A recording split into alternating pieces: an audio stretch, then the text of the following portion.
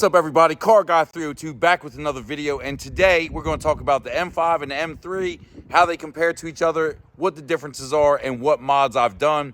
It's one of the #1 questions I get in the comments section, so we're going to cover that topic today. Let's jump right into it. All right, everybody. On the left, we have the 2023 BMW M3 Competition X-Drive, and on the right, we have the 2022 BMW M5 Competition finished in this beautiful Rosso Corsa red.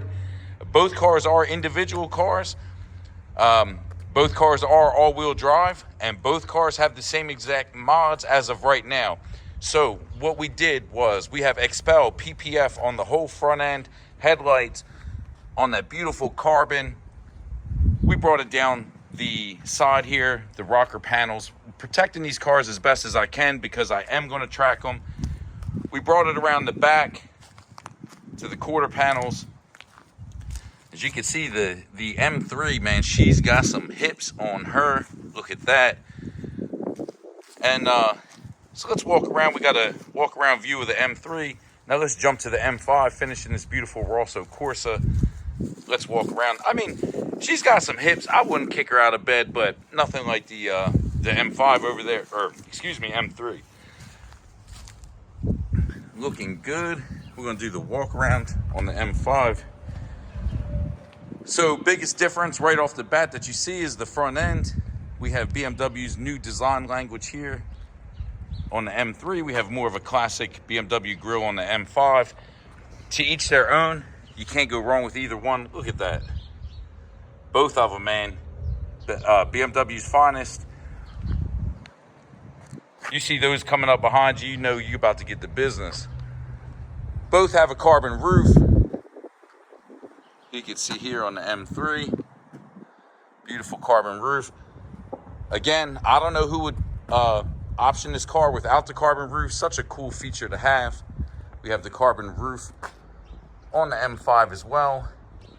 One thing different that I did with the PPF on the M5 is I have some film on the windshield that helps prevent with rock chips, that sort of thing.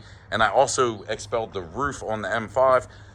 The reason I put so much PPF on the cars is because I do, as I mentioned, I do track them and I want to protect them as best I can. Don't want to get any rock chips. So from the exterior, the front end, the wheels on the M3 I think are more aggressive looking. M5, those are the wheels that came on it. You can see, I mean, they're fine, but I don't think they pop like what's on the M3. Now, next up, as you sit here and look at these cars, most of you already know one of the other biggest differences is the engines. We have a twin turbo inline 6 and we have a twin turbo V8. So in the sound department, the M5 definitely wins there. Nothing compares to the sound of that V8, or most V8s for that matter. So sorry, M3, just not gonna pull it off there. So, and as most of you know, BMW's build quality is exceptional. So these cars are very similar in build quality. The M5, here, let me show you. The M5, the leather is a little bit softer. You know, we have it here. Like in this area here, this is really nice and soft. The leather feels a little more plush. You can see the seats. We have, you know, nice wide supports here. The lighted M5 emblem. Again, baby seat in the back, plenty of room. I'll jump back here actually. So I'm 5'10" and a half, and where I leave my seat, you see I do have some room. Overall, very nice in here. Leather wrapped steering wheel. This car, I wish I had the carbon fiber on the dash. Maybe I can add that at some point in time. The M5, as you can see, has this beautiful Alcantara headliner. That's not something you're going to find in the M3. We have rear AC controls. We have four, or well, actually two, not USB, but the new style there. Bowers and Wilkins sound with those metal covers. The fit and finish in the M5 Alcantara here is a step above the M3, even though that M3 right there is spec'd to almost 100 grand. When you get inside, you do notice a little bit of difference in the quality of the material. So let's jump out of the M5 and Well, you see we have iDrive 7 in here versus the iDrive 8 in the M3. Big difference there. This car, I mean, the styling, I personally like it. It's new. I mean, it's bold. Again, this has extended leather, so nice leather here, but this isn't as nice as the M5. We got the hard plastic. Beautiful. I love the Tartufo. Never thought I would say that, but guess what? Never say never. iDrive 8 screen, as you can see in this car, is much nicer than what you get in the M5, in my opinion. We have the carbon fiber. Again, carbon fiber on the steering wheel. Heated steering wheel, same as the M5. Let's jump in the back. Again, I'm about 5'10" and a half.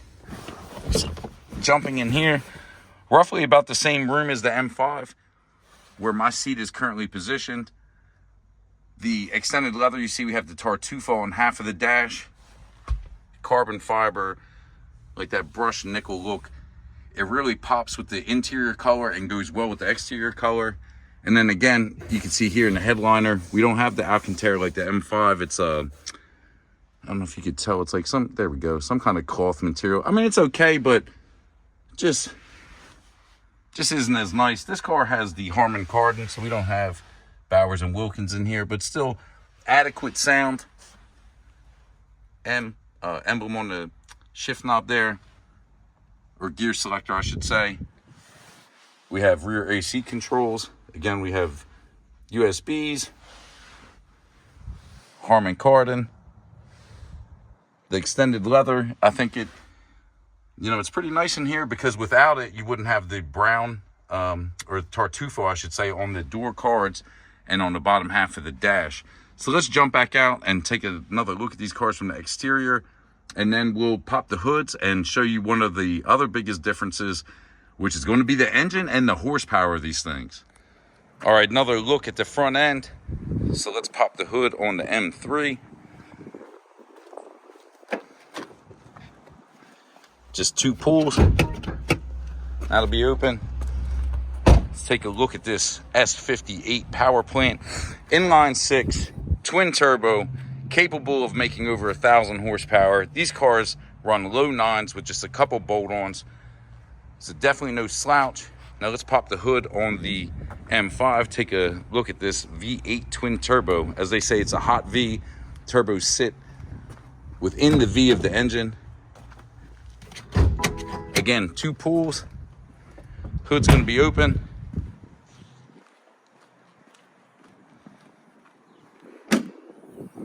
And there you have it. V8 twin turbo BMW M Power. Got the coolers, intakes. The car is 100% stock. Powertrain wise, same thing here. We have the 2 intakes, BMW M Power. Check that out. So, yeah, I mean, between these two, that's the front end. That's a big difference. The motors, again, huge difference. This car is over 600 horsepower. This car is just over 500 horsepower. And both of them, I mean, they're fast. So don't sleep on either one. Let's walk around to the back of the cars. I think, styling wise, I go back and forth in between them. The rear of the car. Take a look at that, the hips on her. As you can see, and then we'll move over to the M3 here. Much more pronounced. I mean, what do you guys think styling wise? You like that? You like this? Directly from the back.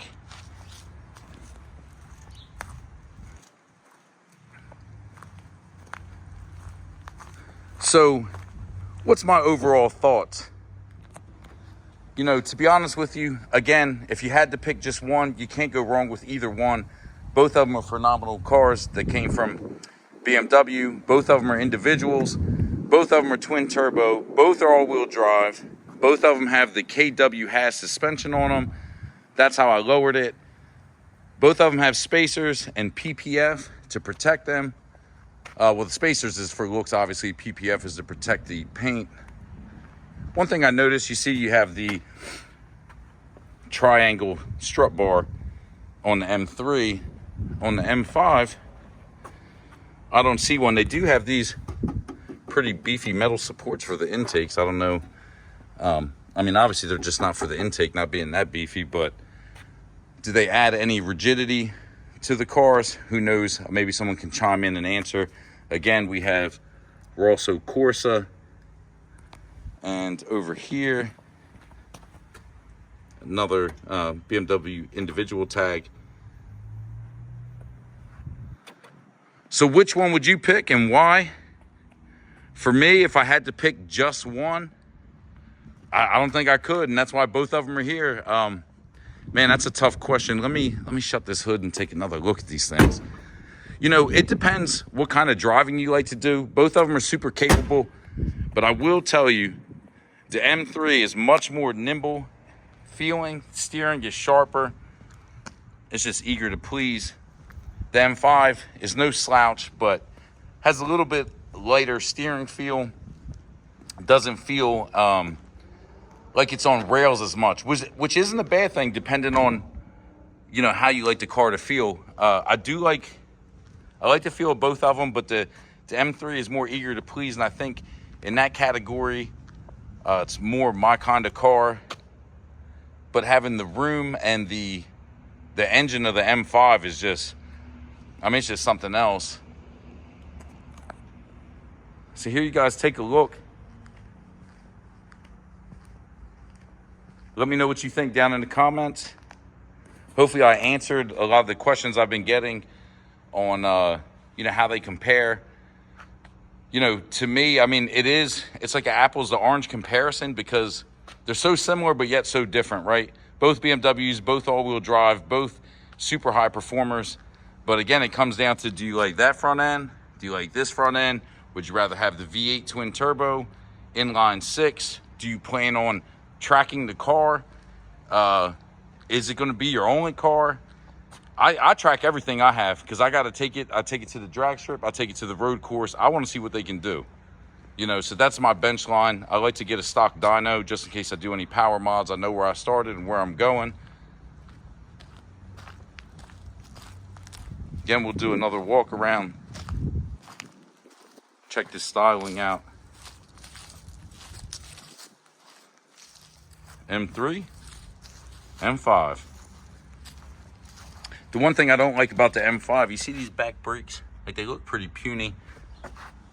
Same thing with the M3. I mean, for all this money, why couldn't you give us 4 piston calipers in the rear? I mean, we got nice brakes in the front. Take a look at the size of those. Again, take a look at the size of the brakes on the M5. So you guys let me know what you think in the comments. Again, hopefully I answered everyone's questions. All right, everybody, there you have it. The M5, the M3, which car is right for you? Let me know down in the comments. For me, I can't pick between the two, so they're both here for now. Stay tuned. I do want to do some mods to them. The M5 has an exhaust, the M3 doesn't, so maybe that's something I'll do. But as we know, the M3 doesn't hold a candle to the M5 in the sound department, so I don't know if I'll just leave it stock for now. But again, both beautiful cars. Both are the best of what BMW has to offer at the current moment. And hope you guys enjoyed this video. If you did, please consider commenting, liking, and subscribing. Till next time, you guys have a great day.